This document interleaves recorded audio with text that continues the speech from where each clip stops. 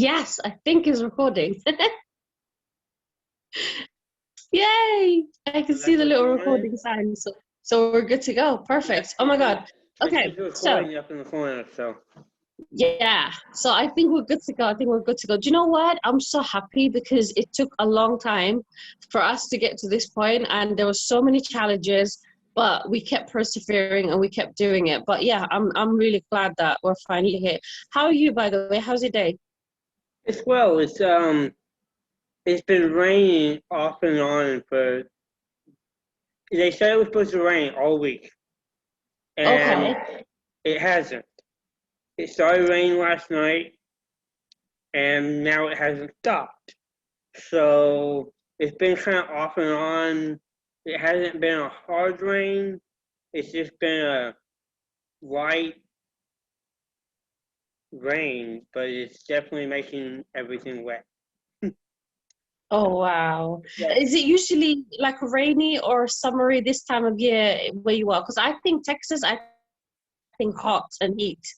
Um, this time right now, this year, it seems to be very wet, but typically this time of year, we're in a really bad drought. So they've actually said that with the weather the way it's been over the last probably month, we went from being in a severe drought to actually being above that drought. So with all the rain we've had, so we're actually doing Wow. well. But Okay, I'm typically, glad to yeah, hear. it's typically about this time of year we're already hitting 100-degree days. So it's definitely hot. Wow. And on top of all of that, I made you run around looking for a computer, so I'm sorry. No, it's okay. I left the house this morning. It was under my bed, and I just left the house and was like, "Oh shit! I definitely forgot my computer." So Yeah, I'm glad at that we least I knew have. where it was when I went home. Yeah, yeah, that's really good. So like, do you live by yourself, like away and in your family's house, or is it like you've got like two different places that you've got to like run to? So I live in a group home. I have a roommate. She is 29, doesn't work, basically doesn't do shit. Um, Okay. she doesn't know how to drive. So if she needs to go anywhere, she either rides with me or she rides with our group home manager. Right. We share a 2-bedroom apartment. She has one room, I Hmm. have the other. Hmm. Um, but I've been coming over to one of the other group homes and helping out. So I've been coming over here. It's quiet over here. It's nicer over here. Um, that's what I do in my spare time. So I don't Amazing, like amazing. being in my apartment, so I come here. Yeah, brilliant. Well, Evan, this conversation, is that how you say your name, by the way, Evan? Yes. Perfect. Okay. So I was going to ask, this conversation is part of our Mental Health Beyond May campaign. Mm-hmm. And the idea is that, this whole month, May is Mental Health Awareness Month, but there was a specific week that's Mental Health Awareness Week. And, everybody talks at that time and hashtags and all of these things. But the idea of this campaign is we're a advocate group that are together on Slack, and we talk about how mental health is beyond a month and beyond a week, Oh and what yeah. we're doing to continue that conversation, but also to kind of share our personal journeys with mental health and what we're doing to look after ourselves as well. Because sometimes when you talk about your journey, someone listening who doesn't really know how to quite express their thoughts and what they're going through, they'll find some sort of healing by listening to another person. So that's my hope anyway for this campaign.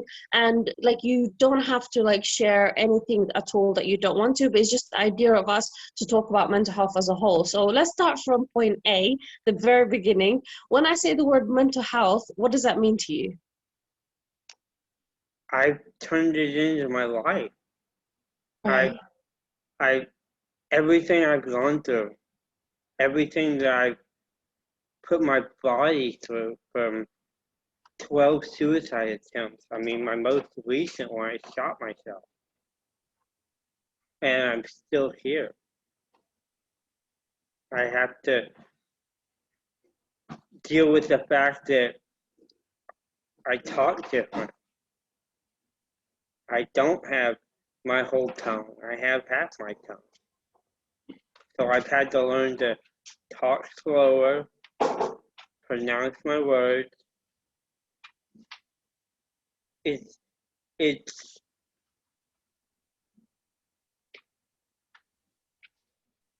making other people understand that just because I talk different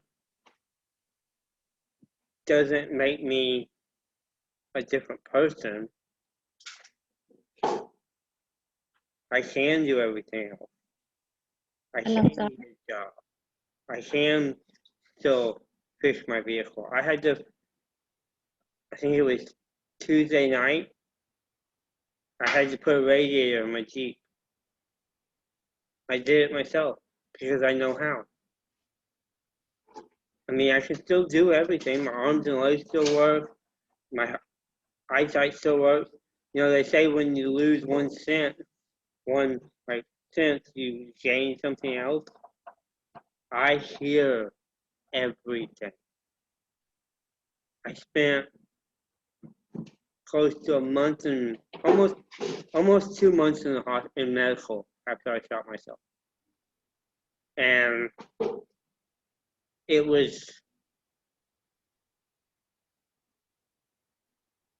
not being able to swallow for a month, almost 2 months, because I woke up with a feeding tube in my stomach,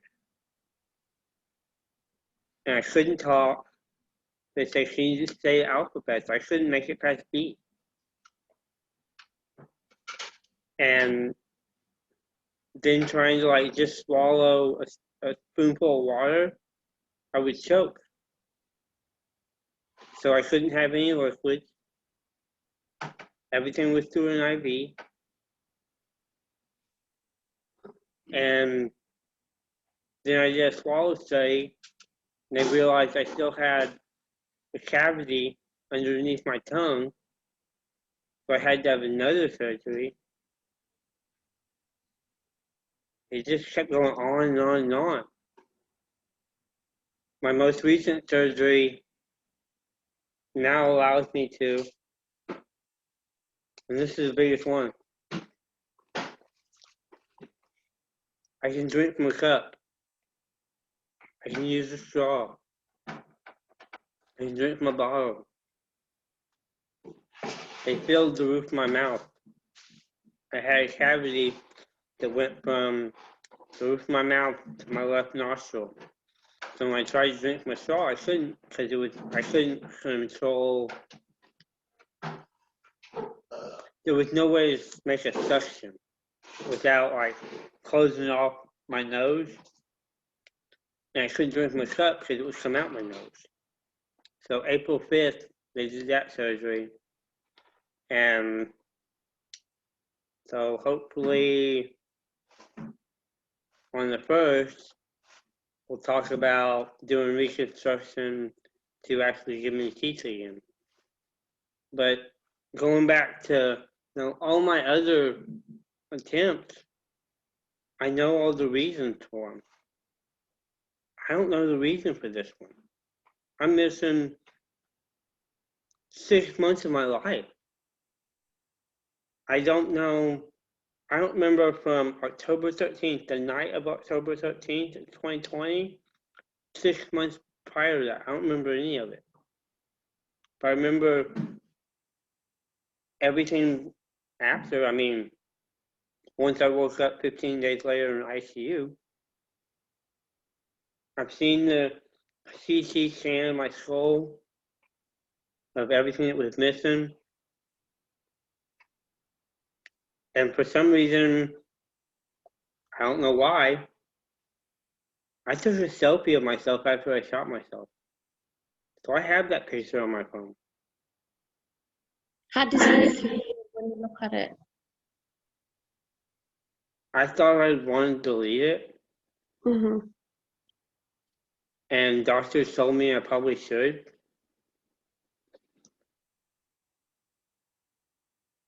But when people question, like when I tell people, they're like, they want to know why, and I'm like, they don't believe me because they're like, you look fine. Because really, I don't know if you can see it, like right here, it's like red. That's where the bullet came out. So all of this under here is all fake. I can't feel any of this. And then this line under here is where they cut in and replaced my whole lower jaw with titanium because I blew it apart. But looking at the picture, it doesn't really do anything to me. Like, it doesn't make me feel different. I took two pictures. I took a picture of my lap that night, and I took a picture of my face. Was there a difference between the two? The picture of my lap is just blood. The picture of my face is basically the laceration of my tongue hanging out my mouth, and then you could see where the hole is, where the bullet came out. Yeah. I want to talk to you about the strength that you have in having gone through that and now being where you are, being a very strong voice that I absolutely respect and admire. And I want to know what gives you that strength to keep going. The same thoughts that led you to that night, do they still come back? Do you still have the same challenges? And how do you deal with them this time? I don't know what led me to it though. I don't. I wasn't drunk. I wasn't high. When I got to the hospital, my touch screen was clean. I just received my 90-day sobership from NA. And I still have it. It's on my keyring. I've got, I can tell you how many days I got. I haven't had drinks since December 15th of 2015. Wow. And I haven't used since, so I've got 524 days clean from, or sober from alcohol. And I've got 318 days clean from drugs, and 1,018 days free from self-harm. So self-harm to me is when I cut my wrist. So it's been a little over 2 years or more. Would you say that you're in a positive mindset now, or do you still have days when you don't feel so positive? So I have chronic suicidal thoughts. I think about suicide every day, all day. But the way I describe it is 90% of the time it's passive, 10% of the time it's active.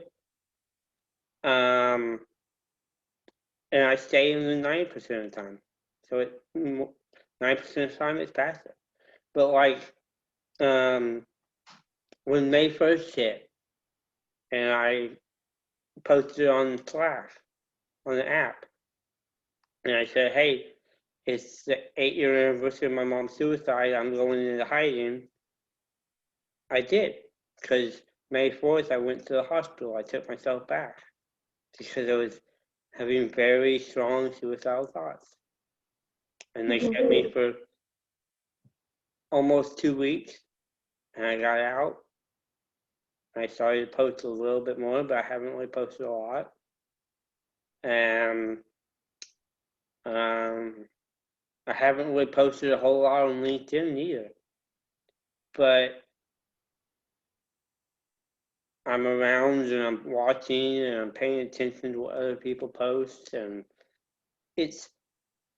I'm trying to be more active in my in my physical doing, like helping out around the house and going and picking up groceries and picking up what this place needs, and just, you know, people. I saw this post on LinkedIn the other day, and it said, successful people seek out the opportunities to, to help to help out others. Unsuccessful people always want to know what's in it for them. And I screenshotted it, I shared it, and I posted on top of it, and I said, I don't agree with this at all. I said, I don't see myself being successful at all, and yet all I want to do in my life is help others.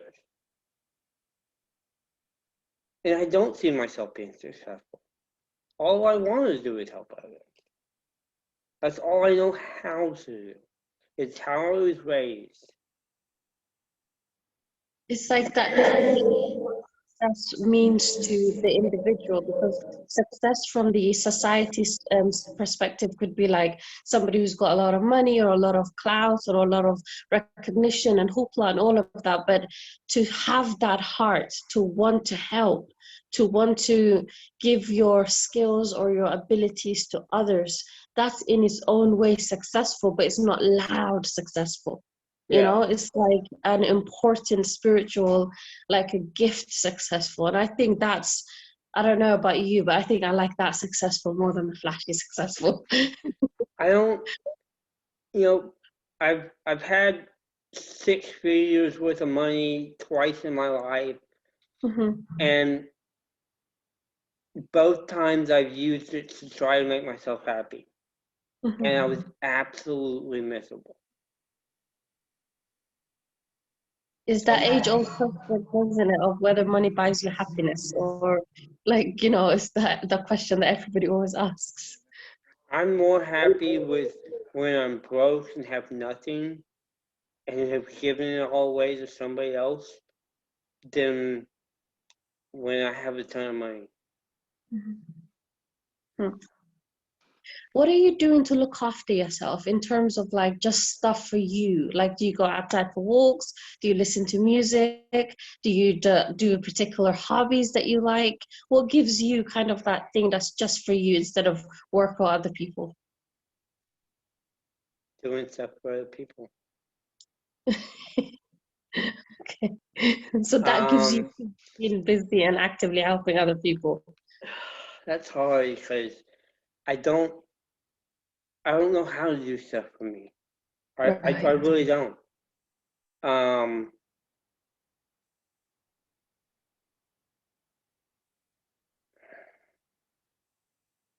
What about like hobbies? Do you like music? Do you listen to good songs? I love listening to music. I love Yeah. going for a drive and having the radio turned up and the windows down. And When was the last time you did that? Going for a drive and just window down, listening to a good song? I tried today, but it was raining. Oh, that ruins it. Oh my goodness. And what was the last song you played when you did that? The last time you did that? I did it last night. What Yeah. was on? Yeah, on my way home. I'm trying to remember what song was on. I have, so since I shot myself, my short-term memory has become absolutely terrible. Right. So bad that I can't remember what I do the day before. Like come 8:30, 9 o'clock tonight, I'll completely lose track of what I did today. I mean, I can remember bits and pieces of parts of things I do. Like a couple days from now, I'll remember the day. But tonight, I don't remember. And they keep telling me, oh, it'll come back. No, it's getting worse. I listen to music when I go to bed. Mhm. Sometimes I listen to classical. Sometimes I listen to my playlist on Spotify, which is literally everything. Sometimes I just listen to rainstorms.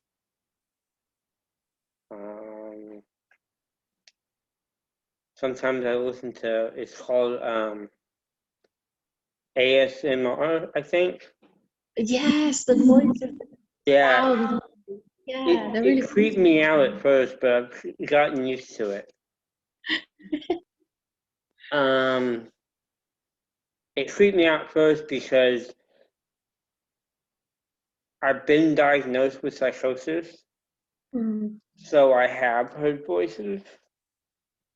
So at first I'm like, okay, this can get really weird. I've heard this before. um, Hey, that's a song right there. that was my ringtone. Nice. Somebody was calling me. Yeah. I probably should have answered it. Oh, I'm so sorry. It's Yeah. okay. We're gonna try and like it won't be long. We've got about 10 more minutes and that's Oh no, you're completely good. fine. Yeah. I don't know. Trying to do But stuff for myself. I love yeah, working on. that's I love working on cars. So perfect. when I did my when I changed out my radio last week, that was just that was normal for me. That was therapy for me. Being physically busy with your hands, creating and fixing and making something. I love that. I love Went that. and bought the parts, had the tools, did it in the parking lot. Amazing. What about walks and stuff? Like, do you live where you're in the city or do you live like near a place where you can see nature? Because the theme for Mental Health Awareness Month was nature. Are you near nature? Where I'm currently at, there's a park behind us. I keep wanting to go and walk through it, so but I Yeah. haven't. Where I live, where my apartment is, I live in the hood. I'm the only white person there. It's Oh, kind of wow. it's it's an interesting neighborhood. Right. So I don't typically walk around. Hmm. um, Yeah. that's why I come here because it's a quiet neighborhood. The people are nice to talk to. Um, it's just it's it's normal for Yeah. as normal can be. And I'm sure it gives you kind of safety as well to know that even if you wanted to go outside for a walk and stuff, you don't have to feel kind of concerned. So Yeah. I think the environment where we live has a huge, huge impact on our mental health, whether we're recovering or whether we're, just going through the journey. It doesn't matter. But I think the environment you live has a massive impact on that. Oh yeah, definitely. Yeah. Yeah. So just to kind of like conclude, I wanted to ask your thoughts on people who are listening to this and they're going through those moments when, you know how you said there's 90% of it okay, and then that 10% still giving you the dark thoughts. What if people are the opposite? They've got 90% of dark thoughts and only 10% of positive. How would you advise those people to kind of seek comfort to not let the dark thoughts get too much and win? Journal, journal as much as you can, Mhm. and then talk to somebody. Reach out I, to a crisis hotline that you can either text to or call. Find somebody you trust. I like that. Talk to the guy. Where you are, is there like a crisis hotline that you can recommend that you can say, these guys like definitely work, and you can just give a Yeah, name? I actually have. Hold on, I think I have a card. Yeah. Or I have it in my phone.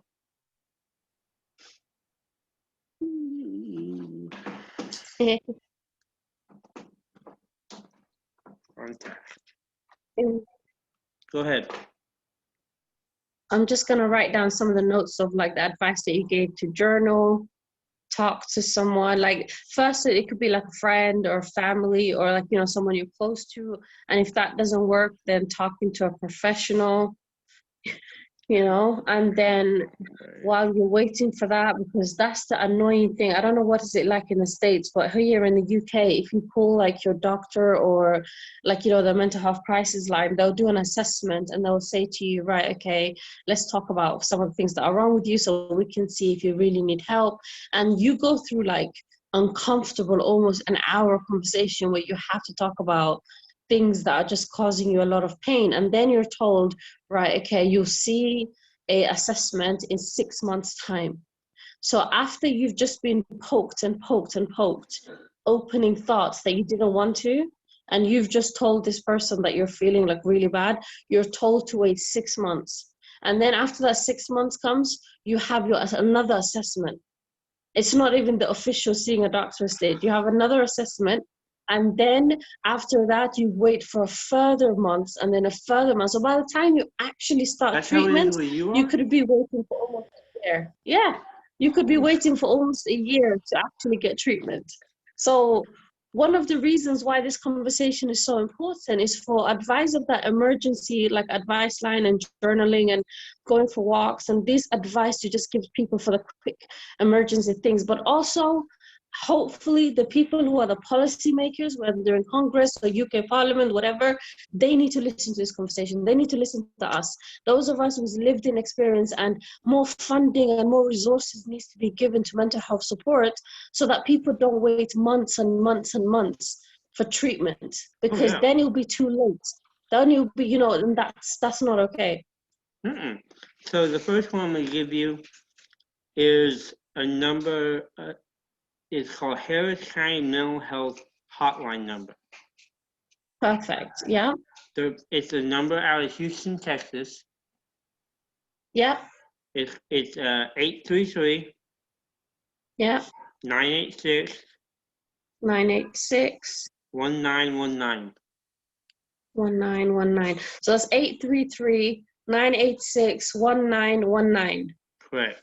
So if you're in Houston, Texas, and you're watching this and you need that crisis line emergency number, I'll try and get a picture of the card. Hopefully Evan can take a picture of the card and send it to me. And then I'll put it on the video as well. One, but you can look it up online. Or I can I'll look it up online. If you send me the correct spelling of the name with a link, we can put it on the video description, and I'll read out the number again towards the end. And so we'll just give you, and in the UK as well, we've got Crisis Line, and we've got, you know, a lot of Samaritans and so many people that we can give the numbers for, and I'll put those at the end. But the main important thing is this is not the end of this conversation. It's a community of us with our voices and our stories and our experiences. And this is an introduction to our story. And as we go through this journey, we'll come back, we'll let you know how we're doing, and then we'll let you know what's working for us and how people can just continue talking to each other. Because the more we talk to each other, the more stories are exchanged, experiences are exchanged, and people know they're not alone. Like, you shouldn't feel like you're alone in going through things, to know that if you ever need to reach out, there is a community of people, professionals, mixture of people, personal stories that can help you. And that's our hope for this campaign. And I'm so grateful that Evan was here with me today to kind of kickstart this part of it. So thank you so much. You can put my name and number down, I don't care. Yeah, okay. So, but I don't think, because it's going on the internet and it's going to be on YouTube, you're going to possibly get like a lot of things. So it wouldn't be a good idea to put your personal number. But what I can do is put your LinkedIn. So people can connect with you. Yeah? I'll put your LinkedIn, and I don't know if you have Twitter or any other social media. So social media is easier. So you can still have privacy as well, because, like, you know, there will be people who need help, but then there might also be people who, you know, you can't trust the whole world, basically. Not everyone is good intentions. I got another number for you. Yeah. I got another number. Yeah? Yeah. It's MHMR I Care Crisis Line. Yeah. It's 817. Okay, perfect. What's the number? 817 335 335 3022.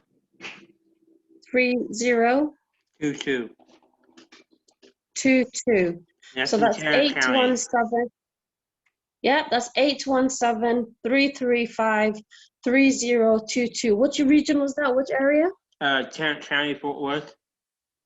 Okay, perfect. Fort Worth. Okay, good. So please get a link for both of these places on the website with the correct name of the spelling, and I'll add them to the video description as well. And I'll put both of the numbers on the video description as well. So if people need it, they can reach out and get help that way. But from our conversation today, the practical advice that I gathered from Evan's story is the importance of journaling. Even for me, I 100% agree with that. Journaling has played a huge part in me releasing thoughts that were in my head. So please look into that. Music, oh my God, music is medicine. Music is medicine. I repeat that over and over and over again. It is. Whether you go for a drive, whether you just stay in your house and listen to a good song, acoustic guitar is like, I don't know how to explain it. And that's my life goal, to learn how to actually play it so that I can practice it. My all-time favorite is listening to Lindsey Sterling. She's a violinist. Yeah. She is my favorite. Oh my God. I'll put her link as well, and some acoustic guitars that I love on the description so people can look at that.